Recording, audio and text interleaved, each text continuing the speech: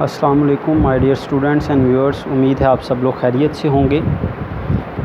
Students, अपने previous lecture में हमने मौज़म मुग़ल की बुक से प्रॉब्लम नंबर 11 जो है वो डिस्कस की थी। आज हम इंशाअल्लाह ताला मौज़म मुग़ल की बुक से प्रॉब्लम नंबर 12 जो है पेज नंबर 438 पर इसको डिस्कस करेंगे। Syed Mohammad Naeem, a senior citizen of Pakistan, is a manager of a company. तो ये इंडिविजुअल है जिसकी हमने टैक्सेबल इनकम और टैक्स पेएबल जो है वो फाइंड आउट करना है। क्वेश्चन स्टार्ट करते हैं जी। सबसे पहले इनकम फ्रॉम सैलरी सेक्शन 12 आप जानते हैं, हम लिखते हैं सबसे पहले बेसिक सैलरी है जी 14 lakh. Basic salary 14 lakh fully taxable है। जो टैक्सेबल अमाउंट्स होती हैं उनको हम आउटर कॉलम में लिखते हैं। उसके बाद बोनस है, बोनस फुली टैक्सेबल है 100,000, 1 लाख है। Foreign source salary receive by individual, by resident individual. Foreign source salary का मतलब ये हुआ उसने किसी दूसरे मुल्क में जॉब की और वहाँ से वो सैलरी अर्न कर रहा है। ये इनकम फ्रॉम सैलरी सेक्शन 12 में नहीं आएगी, ये अदर सोर्स में आएगी, उसको वहाँ जाकर ट्रीट करेंगे। उसके बाद आपके पास कन्वेंस अलाउंस है। कन्वेंस अलाउंस जो है वो फुली टैक्सेबल है। कन्वेंस अलाउंस की अमाउंट है 2,50,000। Then house rent allowance fully taxable है। आउटर कॉलम में लिखेंगे 7,50,000। Then education facility in employer's institution. Education facility employ के बच्चों को मिल रही है इन एम्प्लॉयर्स इंस्टीट्यूशन। अब ये एम्प्लॉयर का इंस्टीट्यूशन है तो ये फुली एग्जैम्प्ट है, कोई अमाउंट टैक्सेबल नहीं होगी क्योंकि उसका अपना इंस्टीट्यूशन है, वो अपने वसाइल से ये एजुकेशन फैसिलिटी प्रोवाइड कर रहा है। उसके बाद है reimbursement of medical bills. Medical bills का रीइम्बर्स्ड होना।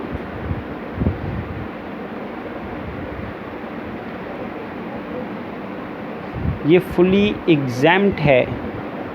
हाँ, उस सूरत में टैक्सेबल होगा अगर ये मेडिकल बिल्स हैं ये ऐसे प्रैक्टिशनर, ऐसे डॉक्टर, ऐसे मेडिकल प्रैक्टिशनर से आपने सर्टिफाई करवाए हों जिसके पास एनटीएन नंबर ना हो। अगर कुछ भी मेंशन ना हो तो ये फुली एग्जैम्प्ट होता है। हम ये समझते हैं कि ये सर्टिफाइड हैं, उनकी तस्दीक हो चुकी हुई है। नेक्स्ट 3 आइटम देखें। रिकॉग्नाइज प्रोविडेंट फ़ंड के बारे में है। मैं ऑलरेडी आपको बता चुका हूँ, जब भी प्रोविडेंट फ़ंड आएगा किसी भी टाइप का तो आपने उस टाइप की पहले हेडिंग देनी है। तो ये रिकॉग्नाइज्ड प्रोविडेंट फ़ंड है जिसकी हम ट्रीटमेंट जो है वो डिस्कस करने जा रहे हैं। तो प्रोविडेंट फ़ंड जब आएगा तो आपने क्या करना है, प्रोविडेंट फ़ंड से रिलेटेड 3 आइटम हैं, तीनों को लिख लेना है। जिसमें सबसे पहले है एम्प्लॉय कंट्रीब्यूशन, इसकी टैक्स ट्रीटमेंट बतानी है। फिर एम्प्लॉयर्स कंट्रीब्यूशन है, इसकी ट्रीटमेंट बतानी है। और फिर इंटरेस्ट जो उसे मिल रहा है, इंटरेस्ट क्रेडिटेड, क्योंकि उसकी ये अमाउंट जो है वो एम्प्लॉयर किसी प्रॉफिटेबल पर्पज़ के लिए इन्वेस्ट कर देता है, वहाँ से इंटरेस्ट मिलता रहता है। तो एम्प्लॉय कंट्रीब्यूशन है 1,40,000। एम्प्लॉयर कंट्रीब्यूशन भी 1,40,000 है।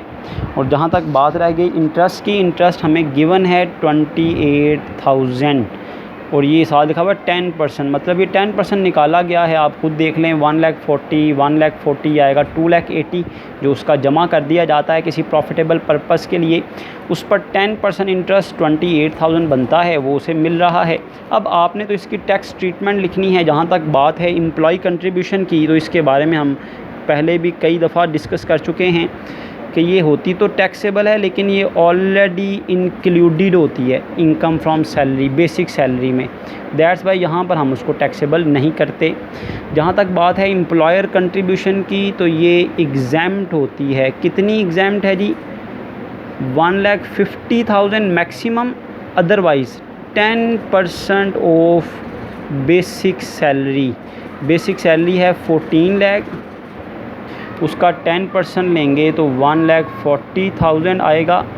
ये एग्जैम्प्ट है, वैसी कोई अमाउंट नहीं बची। जहाँ तक बात है इंटरेस्ट क्रेडिटेड की, तो ये एग्जैम्प्ट होता है रिकॉग्नाइज प्रोविडेंट फंड की सूरत में अप टू कितना 16%। 16% किसका? जो एम्प्लॉई और एम्प्लॉयर कंट्रीब्यूशन से रकम आती है 1,40,000, 1,40,000, 2,80,000, इसका 16% तक एग्जैम्प्ट होता है। तो आपने 2,80,000 का 16% लेकर चेक कर लेना है, वो आएगा 44,800। अब 28,000 उसको मिल रहा है, 44,800 तक एग्जैम्प्ट था, मतलब नथिंग इज़ टैक्सेबल। तो माइनस में फ़िगर हम नहीं लिखते, 28,000 मिल रहा है, उसमें से 44,800 वैसे ही एग्जैम्प्ट बनता है, तो इसका मतलब है नथिंग इज़ टैक्सेबल। आगे चलें तो लिखा हुआ है permanent withdrawal from recognised provident fund. ये एक अलग इशू है कि आप अपने जो प्रोविडेंट फ़ंड की जमा शुदा रकम होती है उसको परमानेंटली विदड्रॉ कर लेते हैं, तो ये फुली एग्जैम्प्ट है। विदड्रॉल कहाँ से पैसे निकलवाए हैं? रिकॉग्नाइज प्रोविडेंट फ़ंड से। जो आपका रिकॉग्नाइज प्रोविडेंट फ़ंड जमा था उसमें से आपने ये परमानेंटली अमाउंट जो है वो विदड्रॉ करवा ली है 1,80,000 की, ये फुली एग्जैम्प्ट होती है जी।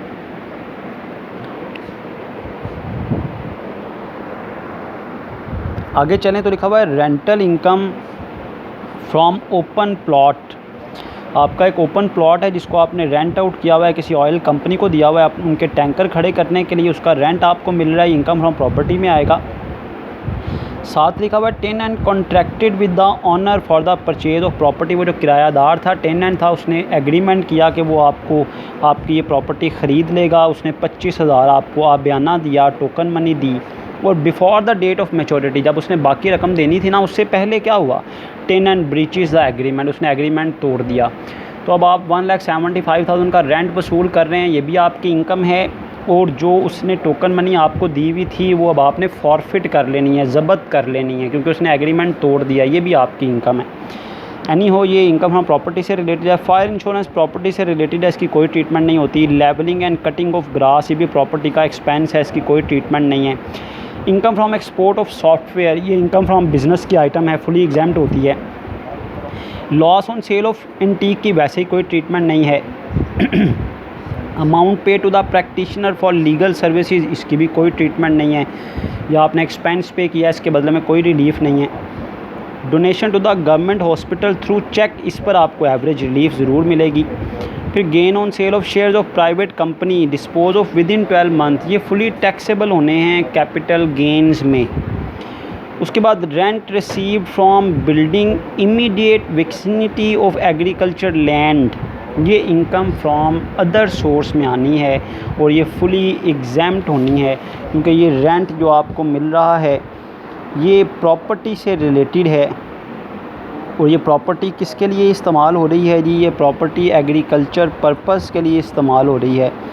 अगर कोई प्रॉपर्टी एग्रीकल्चर के लिए इस्तेमाल हो रही हो तो उस प्रॉपर्टी का जितना रेंट आपको मिलता है वो फुली एग्जैम्प्ट होता है। तो इमीडिएट विसिनिटी का जो आपको इमीडिएट विसिनिटी जो गोडाउन्स होते हैं, जो डेरा टाइप होते हैं, ज़मीनों के करीब होते हैं जहाँ पर आप फसलें उगा रहे होते हैं, उसका रेंट फुली एग्जैम्प्ट है, अदर सोर्स में आता है। उसके बाद employee's contribution to the unapproved retirement scheme, unapproved scheme है ना, तो इसके बदले में कोई एवरेज रिलीफ नहीं है। उसके बाद inherited amount receive through court case, ये अदर सोर्स की आइटम है, सॉरी कैपिटल गेन की आइटम है।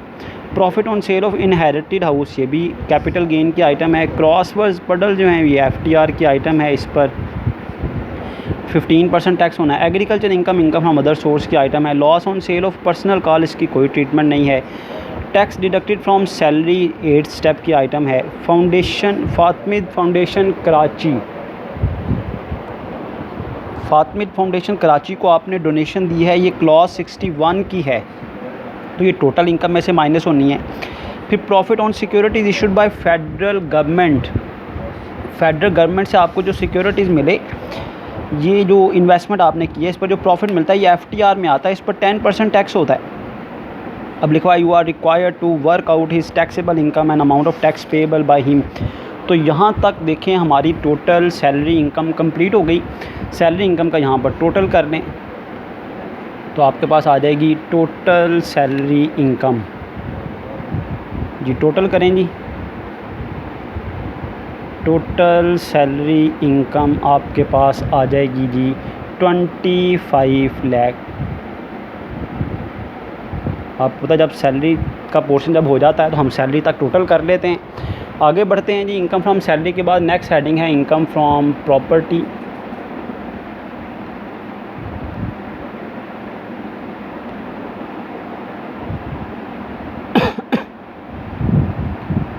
सेक्शन 15 इनकम फ्रॉम प्रॉपर्टी से रिलेटेड आपने 2 आइटम्स लिखी थी, डिस्कस की थी हमने।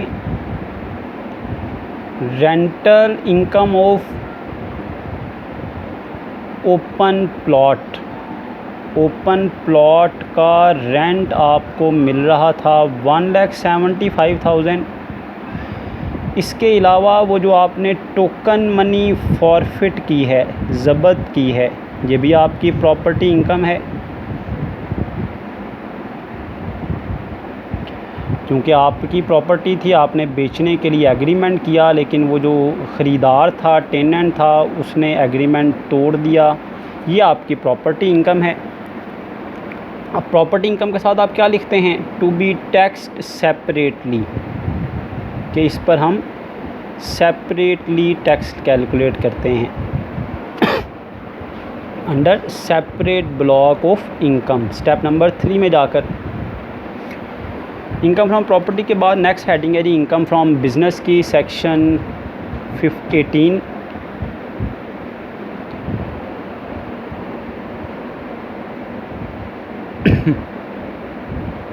Income from business section 18।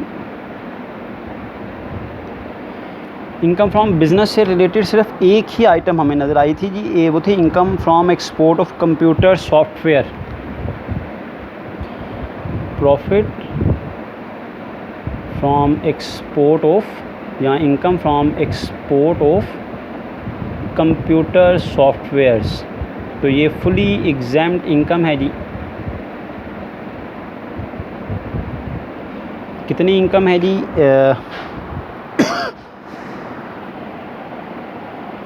80,000 income from business के बाद आगे बढ़ते हैं जी, तो आएगा capital gain.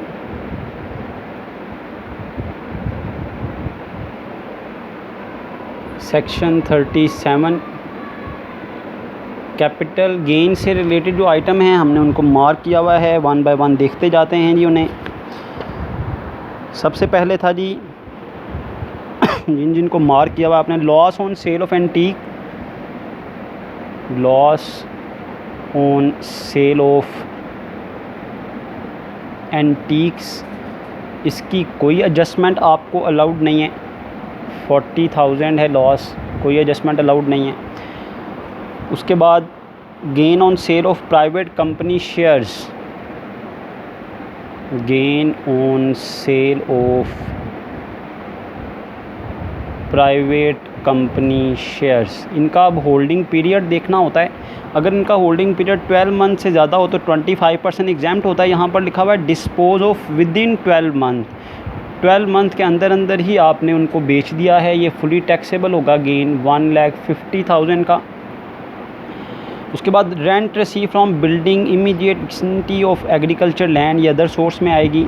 Employer contribution, inherited amount received, ये एडजस्टमेंट आपके फॉर्मेट में भी मैंने डिस्कस की हुई है कि कोई भी आपको इनहेरिटेड मनी मिलती है आफ्टर कोर्ट केस, कोर्ट में मुकदमा चलने के बाद, तो अगर ये कोर्ट केस 5 साल से ज़्यादा चलता रहता है तो जितनी भी रकम मिलेगी वो फुली एग्जैम्प्ट होगी। क्योंकि 2013 से आप काउंट करें तो 2019 तक ये मोर देन 5 ईयर केस जो है वो चलता रहा है। तो केस जो है वो मोर देन 5 ईयर्स चलता रहे तो जितनी भी कोर्ट केस के बाद आपको अमाउंट मिलती है केस जीतने के बाद, वो फुली एग्जैम्प्ट हो जाती है। लास्ट आइटम है जी कैपिटल गेन्स की, that is gain on sale of inherited house. विरासत में जो आपको मकान मिला था उसको आपने बेचा है, तो जो गेन हुआ है उसके लिए आपको होल्डिंग पीरियड देखना पड़ेगा। होल्डिंग पीरियड क्योंकि मोर देन 3 इयर्स है, क्योंकि more than 3 year holding period है, तो इनकम जो है वो फुली एग्जैम्प्ट होगी। तो यहाँ तक कैपिटल गेन्स भी कंप्लीट हो गया। नेक्स्ट हेडिंग देनी है जी income from other source. Income from other sources हैं सेक्शन 39। अदर सोर्सेज की 3 आइटम है जी। सबसे पहले तो जो आपने पढ़ी थी, देखें अपने मार्क भी उसको किया हुआ है, तीसरी आइटम है foreign source salary. Foreign source salary का मतलब ये हुआ कि आपने किसी दूसरे मुल्क में जॉब की, वहाँ पर सैलरी मिली, वो आप पाकिस्तान में लेकर आए, तो पाकिस्तान में ये फुली एग्जैम्प्ट है, फुली एग्जैम्प्ट है। दूसरी इनकम जो इनकम फ्रॉम अदर सोर्स में है, that is agriculture income.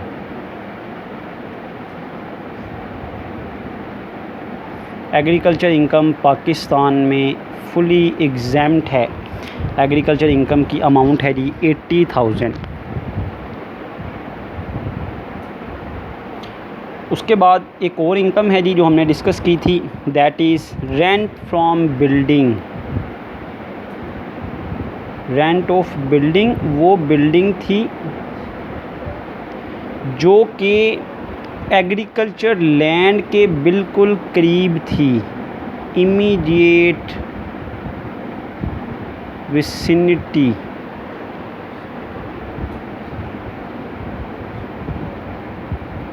Of agriculture land, ये भी फुली एग्जैम्प्ट है 100,000। तो यहाँ तक हमारे सारे सोर्स ऑफ इनकम कंप्लीट हो गए। अब हम टोटल करते हैं तो हमारे पास टोटल इनकम आ जाएगी। तो यहाँ तक टोटल करते हैं जी, टोटल इनकम आ जाएगी। फिर हम टोटल इनकम में से जो 5 आइटम्स माइनस होती हैं वो माइनस करेंगे। जैसा कि आप जानते हैं, ज़कात, worker welfare fund, donation under clause 61, schedule 2, profit on debt, markup on housing finance and children education fee, जो इनमें से होगी उसे हम माइनस कर देंगे। तो टोटल इनकम आप ऐड करें, शाबाश। तो देखें यहाँ तक आपके पास टोटल इनकम कितनी आती है। तो टोटल इनकम हमने ऐड की थी तो वो आ रही थी जी हमारे पास 26,50,000 टोटल इनकम। अब टोटल इनकम में से जो 5 आइटम माइनस होनी है, ज़कात, अंडर ज़कात एनुशन ऑर्डिनेंस, वर्कर वेलफेयर फ़ंड, फिर डोनेशन अंडर क्लॉज 61 स्केड्यूल 2, ना ज़कात थी ना वर्कर वेलफेयर फ़ंड है, डोनेशन है। डोनेशन अंडर 61 क्लॉज, वो जो फातिमिद फाउंडेशन है उसको आपने ज़कात दी, डोनेशन दी, तो वो यहाँ पर माइनस हो जाएगी। कितनी डोनेशन है जी? फातिमिद फाउंडेशन को डोनेशन दिया आपने 90,000, वो माइनस हो जाएगी। उसके अलावा क्या आता है जी? Contribution to the approve pension fund, वो यहाँ पर अनअप्रूव लिखा हुआ है ना, तो वो नहीं आएगा यहाँ पर, उस पर फिर टोटल इनकम माइनस नहीं होगी। चिल्ड्रन एजुकेशन फ़ीस वैसे ही नहीं है, तो यहाँ तक आप टोटल कर लें तो it comes actual taxable income.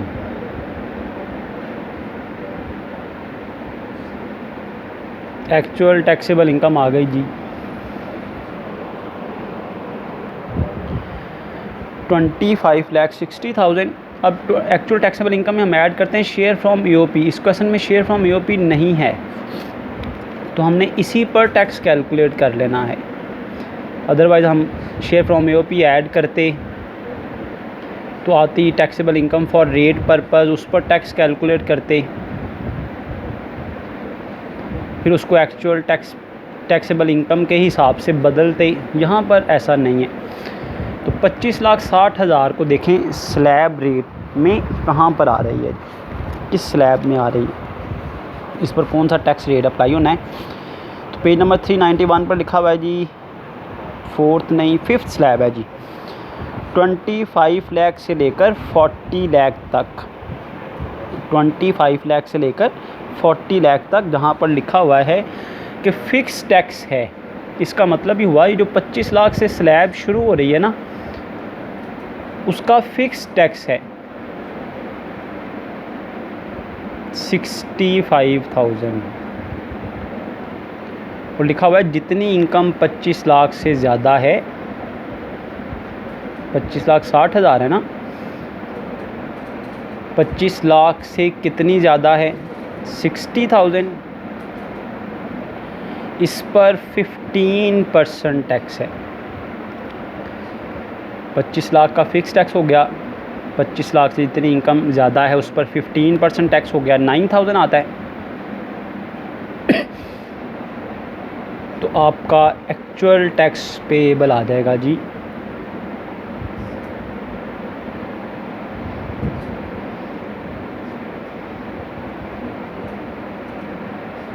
74,000। तो एक्चुअल टैक्स पेएबल के बाद थर्ड स्टेप है add tax on separate block.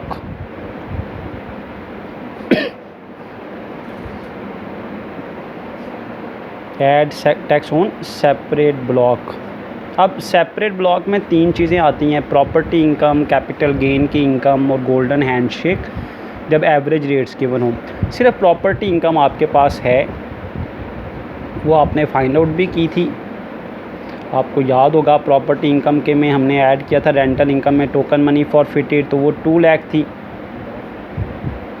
Property income 2 lakh तक वैसे ही एग्जैम्प्ट है,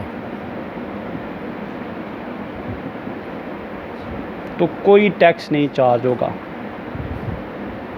यही आपका एक्चुअल टोटल टैक्स पेएबल आ जाएगा।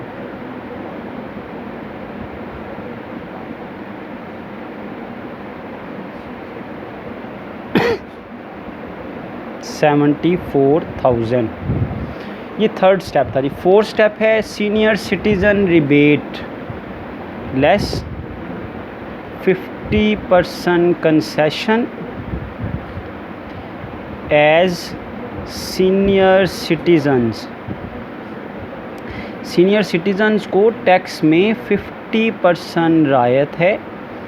कंडीशन ये है कि उनकी इनकम जो है वो 10 लाख से ज़्यादा नहीं होनी चाहिए। तो यहाँ पर मिस्टर जो सईद हैं, सैयद मोहम्मद नईम हैं, इनकी जो इनकम है वो तो 25,60,000 है। इसका मतलब है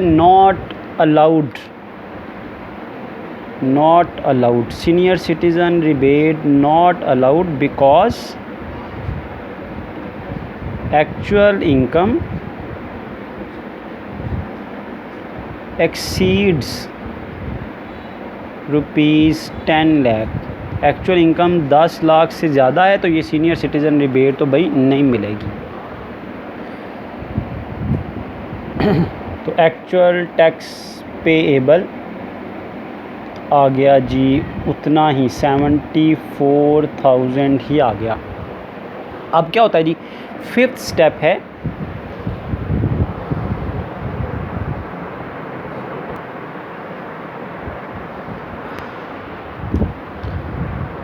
एक्चुअल टैक्स पेएबल के बाद नेक्स्ट स्टेप है जी कि आपने सीनियर सिटीज़न रिबेट के बाद टीचर्स रिबेट है, टीचर्स रिबेट यहाँ पर अलाउड नहीं है। उसके बाद 6 स्टेप है फॉरेन टैक्स क्रेडिट, वो भी अलाउड नहीं है। 7th स्टेप है जी average relief.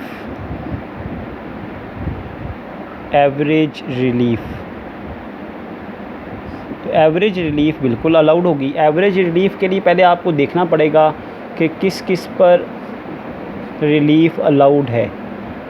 Amount allowed for relief relief किस पर अलाउड है जी, वो पहले देखें जी। तो सिर्फ एक ही अमाउंट है जिस पर रिलीफ अलाउड है जी, वो है donation to the government hospital through cheque. Donation to the government hospital through cheque. Cheque के ज़रिए जो गवर्नमेंट हॉस्पिटल को आपने डोनेशन दी है उस पर आपको अलाउड है एवरेज रिलीफ। उसकी अमाउंट है जी 85,000। 85,000 पर एवरेज रिलीफ देनी है। एवरेज रिलीफ का तरीका तो ये है कि आप रेट पर्पज़ वाले टैक्स को रेट पर्पज़ वाली इनकम पर डिवाइड करें, लेकिन यहाँ पर रेट पर्पज़ वाला टैक्स नहीं है। तो क्या करें, जो आपका टैक्स है 74,000 वो ले लें, और जो आपकी एक्चुअल इनकम है 25,60,000, इसमें हम सेपरेट ब्लॉक की इनकम भी ऐड करते हैं, लेकिन सेपरेट ब्लॉक की इनकम कोई टैक्सेबल है ही नहीं है। तो जिस पर रिलीफ देनी है उसे मल्टीप्लाई कर दें। 85,000 पर रिबेट देनी है, उससे हमने मल्टीप्लाई किया तो हमारे पास रिलीफ आ गई जी 2457। ये माइनस कर देंगे तो आ जाएगा gross tax payable. Gross tax payable आपके पास आ गया जी 71,543। ग्रॉस टैक्स पेएबल में से नेक्स्ट स्टेप है जी, लास्ट स्टेप है टैक्स डिडक्टेड एट सोर्स। जो टैक्स डिडक्टेड आपने एट सोर्स टैक्स पे कर दिए हैं वो माइनस कर दें। तो टैक्स डिडक्टेड एट सोर्स आपके पास सिर्फ सैलरी का टैक्स था जी।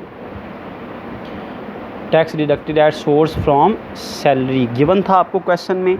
टैक्स डिडक्टेड फ्रॉम सैलरी है 70,000, ये माइनस कर दें तो it comes net tax payable with return. तो आपके पास नेट टैक्स पेएबल आ जाएगा विद रिटर्न। तो ये क्वेश्चन का एक हिस्सा जो है वो सॉल्व हो जाएगा, net tax payable with return. ये आ गया 1543। इसके बाद नेक्स्ट हमने क्या करना होता है जी, tax under FTR find out करना होता है। देखते हैं जी टैक्स अंडर FTR कौन कौन सी इनकम है। तो सिर्फ क्रॉसवर्ड पज़ल की इनकम थी और गवर्नमेंट सिक्योरिटी से जो प्रॉफिट मिल रहा है, गवर्नमेंट की सिक्योरिटी से जो प्रॉफिट मिल रहा है वो है। एक हो गया क्रॉसवर्ड पज़ल,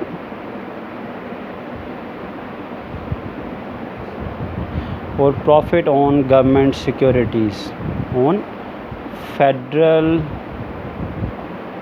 गवर्नमेंट सिक्योरिटीज़। अच्छा जी, क्रॉसवर्ड पज़ल का टैक्स जो है वो 15% होता है, आप जानते हैं, पहले भी हम कर चुके हैं। 12,000 पर 15% ले लें तो वो आ जाएगा जी 1800। फेडरल गवर्नमेंट की सिक्योरिटीज़ जो हैं वो हैं 35,000, इन पर टैक्स है 10%, तो वो आ जाएगा 3500। तो टैक्स अंडर FTR आपके पास आ जाएगा 5300। तो यहाँ पर हमारे क्वेश्चन की दोनों रिक्वायरमेंट जो हैं वो फुलफ़िल हो गई। Net tax payable with return भी आ गया और टैक्स अंडर FTR भी आ गया। उम्मीद है आपने इस क्वेश्चन को नोट कर लिया होगा, इसे अच्छी तरह अंडरस्टैंड कर लिया होगा। यहाँ पर ये हमारा क्वेश्चन जो है वो कंप्लीट हो गया। मैं अपने लेक्चर को वाइंड अप करता हूँ। इंशाअल्लाह ताला नेक्स्ट क्लास में हम प्रॉब्लम नंबर 13 डिस्कस करेंगे। अल्लाह ताला हम सबको अपने हिफ्ज़ व अमान में रखें। जज़ाकुमुल्लाह खैरा।